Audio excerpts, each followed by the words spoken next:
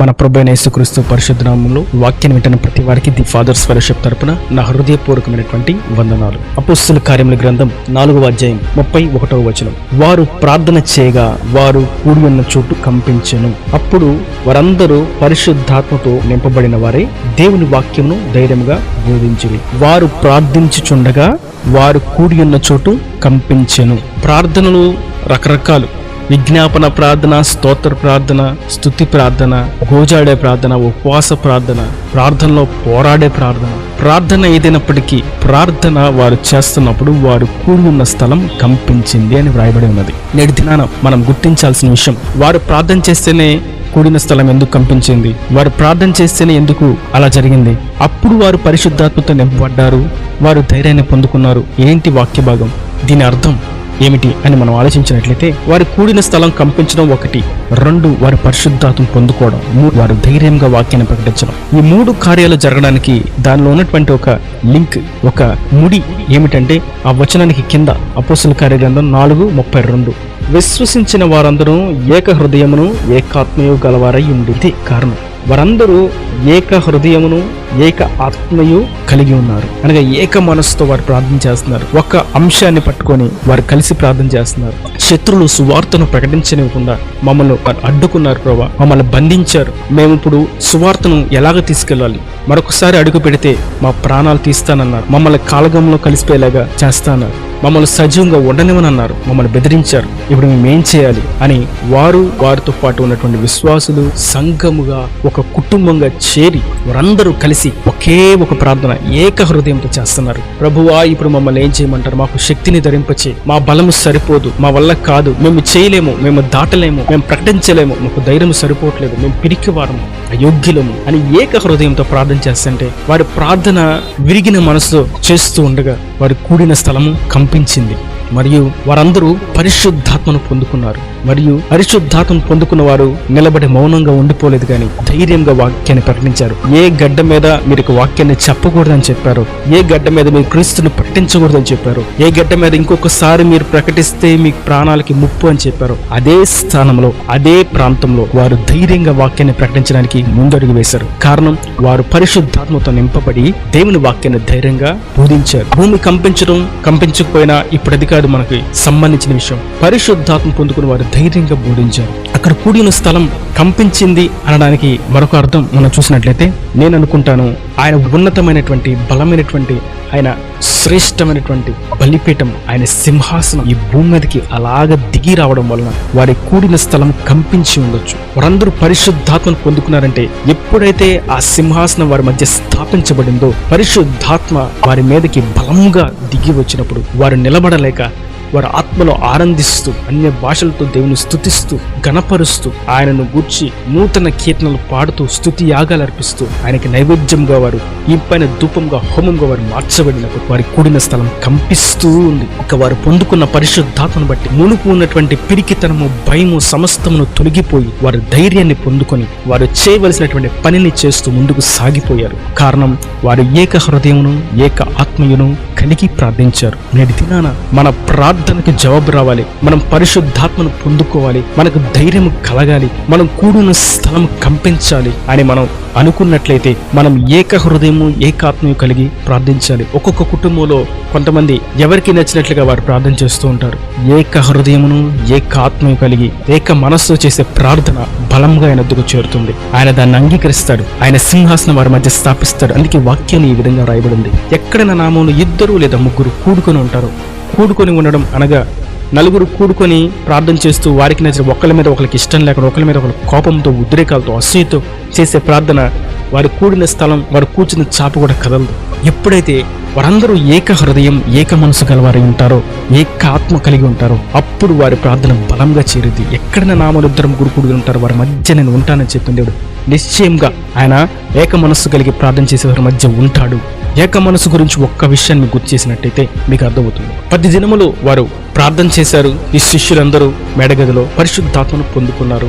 ఆ తర్వాత ఆ చుట్టూ ఉన్న ప్రాంతవాసులు వచ్చి వీరేంటి పరిశుద్ధాత్మను పొందుకుని ఏదేదో మాటలు మాట్లాడుతున్నారు అని ఆశ్చర్యపోయి వారి యొద్దకు వస్తే శిష్యులు అందరూ ఉన్నారు. 12 మంది అపోస్తులు ఉన్నారు, మరియు ఇంకొంతమంది శిష్యులు ఉన్నారు. ఇంతమంది శిష్యులు ఉంటే పేతురు నిలబడి వాక్యం చెప్తున్నాడు. మనం ఈ వాక్య భాగాన్ని అపోస్తుల కార్యముల గ్రంథంలోనే 2వ అధ్యాయం నుంచి మొత్తం చూస్తాం. మనం ఈ 2వ అధ్యాయం అంతా వారి పరిశుద్ధాత్మను పొందుకోవడము, పేతురు వాక్యం చెప్పడం. ఏక మనస్సుల గురించి ఇక్కడ రాయబడిన మాట మనం అర్థం చేసుకోవాల్సింది. పేతురు వాక్యం చెప్తుంటే మిగిలిన 11 మంది శిష్యులు ఏం మాట్లాడి ఉండరు అంటారా? ఏమేం మాట్లాడలేదు. కారణం, వారు ఏక మనస్సు కలవారై ఉన్నారు. పేతురు వాక్యం చెప్తుంటే ఆంధ్రే వచ్చి, ఏంటి నువ్వు వాక్యం చెప్తావేంటి? నేను కదా సీనియర్ని, నేను కదా పెద్దవాడిని, నన్ను కదా మొదటి పిలిచాడు దేవుడి సేవకి అని ఆయన వచ్చి గొడవేసుకోలే పేతురుతో. లేదంటే యోహాను వచ్చి, నేను యేసుకి దగ్గరగా ఆయన రొమ్మును అనుకుని ఉన్నవాడిని, ఆయనకి నేనంటే ఎంతో ఇష్టం, నేను కదా వాక్యం చెప్పాల్సింది, నీవు చెప్తున్నావేంటి, నువ్వు పక్కకుండు అని అతను చెప్పలేదు.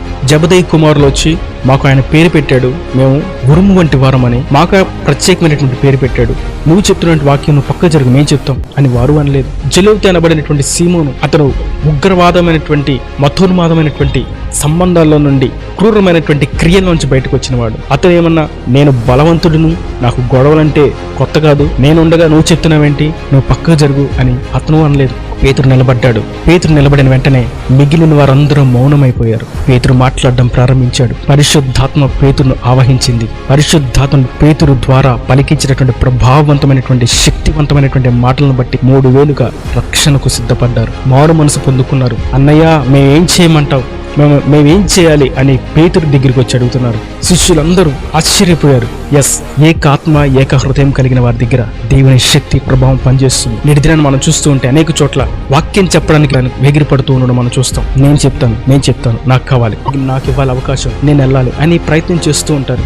ఏక హృదయము ఏక ఆత్మ కొరకు ప్రయత్నించకుండా బుద్ధిహీనమైనటువంటి క్రియలు చేస్తూ ఉండడం మనం గమనిస్తాం. వారి కూడిన స్థలం కంపించకపోవడానికి, వారి ప్రార్థనకు జవాబు రాకపోవడానికి గల కారణం ఏంటంటే ఏక హృదయం ఏక ఆత్మ ఏక మనస్సు లేకపోవడం. కానీ ఇక్కడ వారి కూడిన స్థలం కంపించి వారి పరిశుద్ధాత్మను పొందుకొని ధైర్యంగా వారు పనిచేయడానికి ముందు అడుగు వేయడానికి గల కారణం, వారందరూ కూడా ఒకటే భావం, ఒకటే తాత్పర్యం, ఒకటే హృదయం, ఒకటే మనసు కలిగి వారు ప్రార్థించి ఉండగా వారు బలాన్ని పొందుకున్నారు. దేవుని కార్యాన్ని చూశారు, చూపించగలిగారు. నేటికి ఆ ప్రభావం మన కనుఎదుట కనబరుస్తూనే ఉంది. ఈ గ్రంథము ద్వారా మనకు ఆయన వివరిస్తున్నాడు. గత దినాల్లో మీ పితరుల జీవితంలో నేను ఇటువంటి కార్యాన్ని చేశాను, నేను వారి మధ్యకి దిగినప్పుడు వారు కూడిన స్థలం కంపించింది. కారణం, వారు ఏక హృదయము ఏక ఆత్మ గల వారే ప్రార్థించారు. నేడు ఏక హృదయము ఏక ఆత్మ కలిగి ప్రార్థించేసే వారి మధ్య నేనుంటాను.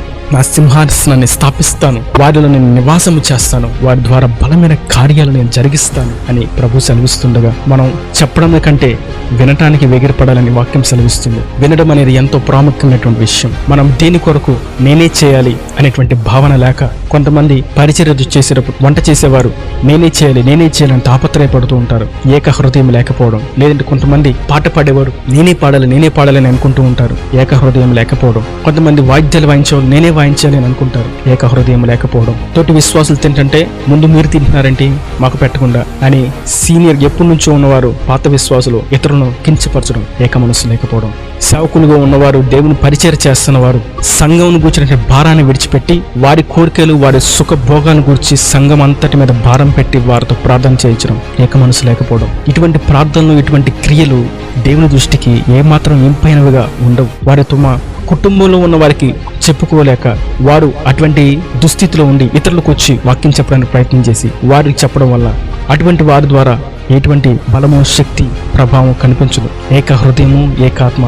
కుటుంబంలో ఏక మనస్సు కలిగి ఉండాలి. కుటుంబం అంతా ఏక హృదయం, ఒకటే తాడు మీద నడవాలి. వారి సంఘం ఏక తాడు మీద నడవాలి. ఒకటే హృదయంతో, ఒకటే ఆత్మతో నింపబడి ఏక మనస్సుతో ఏ పని చేసినా ఒక కుటుంబం లాగా ముందుకు సాగిపోతూ ఉంటే దేవుని కార్యాలు ప్రభావవంతంగా, శక్తివంతంగా వారి ద్వారా దేవుడు జరిగిస్తాడు. ఈ నా దేవుని మాటలు ప్రతి వాని హృదయంలో నీరుకట్టే ఫలింపు చేయను గాక.